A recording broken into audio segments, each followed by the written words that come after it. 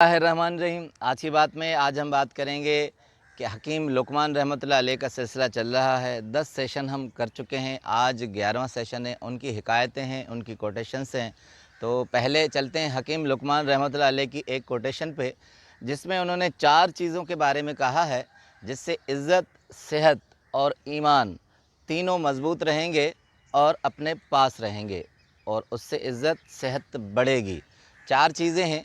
कहते हैं कि उन 4 चीज़ों में कहते हैं कि जब भी नमाज़ पढ़ो तो दिल का ख़याल रखो, यानी दिल से पढ़ें, सिर्फ़ उसे फ़र्ज़ न समझें।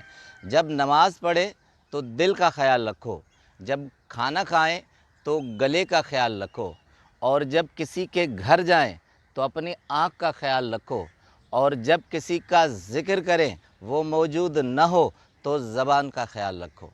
इन चारों चीज़ों से इज़्ज़त, सेहत और ईमान की सलामती है। अब आते हैं हिकायत पे हकीम लुक़मान रहमतुल्लाह अलैह की।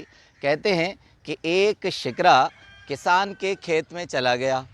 अब किसान के खेत में जब गया तो उसे एक कबूतर नज़र आया और वो उसके शिकार की नीयत से उसके पीछे भागा। अब शिकरा कबूतर के पीछे जैसे ही भागा तो किसान की खेत में एक बड़ा बाँस लटका हुआ था, जिसमें शिकरा फंस गया। अब वहाँ फंस के तड़पने लगा। इतनी देर में किसान भी खेत में आ पहुँचा और उसने शिकरे को देखा तो ज़ोर से उसकी गर्दन को दबोचा।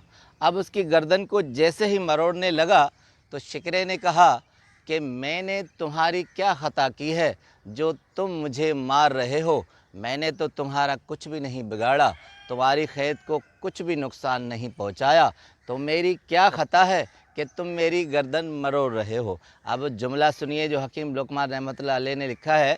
कहते हैं कि गर्दन मरोड़ते हुए किसान ने शिकरे को कहा, तो तुम्हारी तो मेरे लिए कोई ख़ता नहीं है, मगर कबूतर ने क्या ख़ता की थी?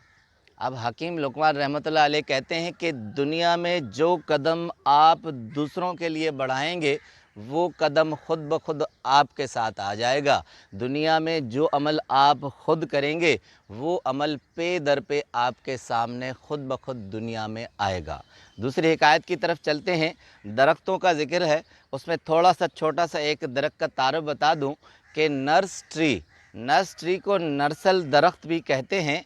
नर्सल दरख्त अपने कद से बहुत ऊंचा होता है, यानी जितने भी दरख्त जंगल में होते हैं वो बहुत ही लंबा होता है, घना होता है। दूसरी खूबी कि इतना ऊंचा होता है कि छोटे छोटे दरख्तों का भी सहारा बन जाता है।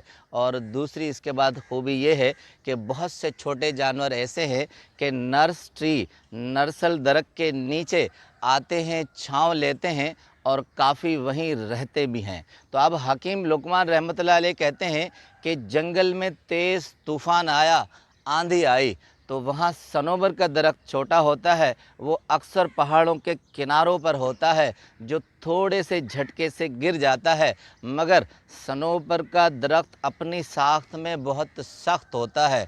तो कहते हैं आंधी आई, तेज़ तूफ़ान आया, सनोबर के दरख्त उखड़ कर ज़मीन से निकल गए, मगर नर्सल दरख्त जो था, नर्स ट्री था, बहुत ऊंचा होने के बाद भी वहीं खड़ा था। बहुत से दरख्त जंगल में थे, वो सारे उखड़ गए थे। अब जो गिरा हुआ दरख्त है सनोबर का, उसने जब आंधी ख़त्म हुई तो नर्सल दरख्त को कहा कि इतनी तेज़ आंधी आई, इतना तेज़ तूफ़ान आया, तुम्हें कुछ भी नहीं हुआ। बहुत से ऐसे हज़ारों दरख्त थे जो ज़मीन से उखड़कर बाहर आ गए, मगर तुम वहीं रहे। अब जवाब हकीम लुक़मान रहमतुल्लाह अलैह लिखते हैं, कहते हैं कि नर्सल दरख्त ने कहा कि मैं किसी से झगड़ा नहीं करता।